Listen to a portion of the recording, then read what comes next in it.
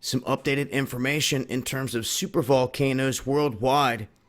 Wanted to share this image with you guys and some history when looking at the recent events that they're seeing here at Campi Flegrei, the supervolcano situated here, and also Mount Vesuvius. Now, Mount Vesuvius, it's famous for when it had erupted, it had buried the city of Pompeii in ash, killing some 2,000 people in the process of doing that.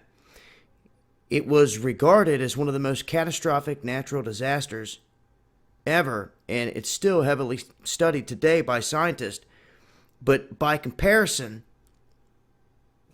Mount Vesuvius, being a volcano, it's not the supervolcano that Campi Flegrei is. Now, Campi Flegrei has 500,000 people in this vicinity that would just get annihilated if this thing was to actually just explode. Now, its last notable eruptions were 39,000 and 12,000 years ago. But since 2005, they have detected what they call an uplift, where sometimes you'll see this in volcanoes where it will uplift and then go back down as it's venting. Sometimes before an explosion or a big eruption, you'll see this lift as everything's starting to swell, and sometimes it's the only signs that you'll get besides earthquake swarms and magma on the move telling you that there's about to be an eruption. So here recently, they have witnessed an uptick in earthquake activity, all kinds of swarms going on, small magnitude swarms happening around this volcano, meaning that this could be magma on the move underground, and they state just that, moving into new pockets and crevices. And when it's doing this, and you have this movement, you have to keep an eye on it to see if it starts to head toward the top. Now, in the past, in Africa, I think it was a Treo. I'm not sure exactly what country it was, but there was a volcano, and there was earthquakes happening to the west of it. Very odd on the earthquake map. Earthquakes coming out of Africa, you hardly ever see it. And started to notice that these were marching toward the east almost in a perfect line.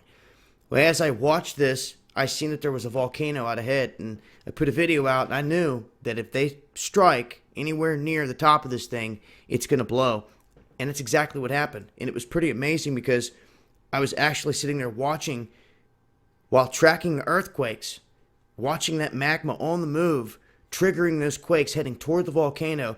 And once it hit the top, it exploded and set off quite a plume that you could see from space. But in terms of a supervolcano waking up, this one is seeing activity with, I said just this vicinity, but you're talking globally.